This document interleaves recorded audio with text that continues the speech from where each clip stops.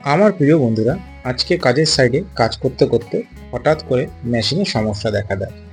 সঙ্গে সঙ্গে কাজের সাইড থেকে নিয়ে আসি আমাদের এই সুকুমালদার দোকানে। দাদা মেশিনটাকে ধরেই বলে দেন বেয়ারিংয়ের প্রবলেম।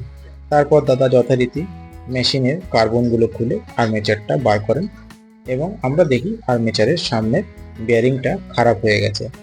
দাদা বেয়ারিংটা বার করে টেবিলে রাখে, আর আমি বেয়ারিংটা উল্টাতেই দেখি বেয়ারিংয়ের কিছু বলগুলো বেরিয়ে গেছে। তারপর দাদা নতুন বেয়ারিং লাগিয়ে দেন।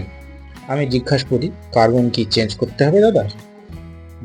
দাদা বললেন, কিছুদিন আগে আর্মেচার চেঞ্জ করেছো এবং কার্বনের পরিস্থিতি এখনো ভালো আছে, তাই আর কার্বন চেঞ্জ করতে হবে না। তারপর দাদা মেশিনটা ফিটিং করে দেয়। প্রিয় বন্ধুরা, তোমাদেরও আশা করি মেশিনে এইরকম প্রবলেম হয়ে থাকে, আর যদি হয়ে থাকে তাহলে অতি অবশ্যই কমেন্টে জানিও। প্রিয় বন্ধুরা, তোমাদের কাছে একটা ছোট্ট জিজ্ঞাসা রইল যে এই বেয়ারিংয়ের নাম্বারটা কত, সেটাও কমেন্টে জানিও।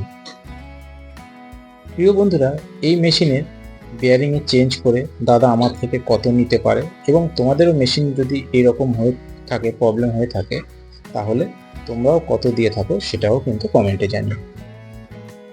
এরপর প্রিয় বন্ধুরা, মেশিনটা চেক করে দাদা আমাকে দিয়ে দেন। প্রিয় বন্ধুরা, তোমাদের কাছে এই ভিডিওটা কেমন লেগেছে অতি অবশ্যই কমেন্টের মাধ্যমে জানিও, আর ভালো লাগলে প্লিজ একটা লাইক করো। তোমরা সকলে ভালো থেকো, সুস্থ থেকো। তোমাদের সঙ্গে দেখা হবে অন্য এক ভিডিওতে। ততক্ষণের জন্য টাটা।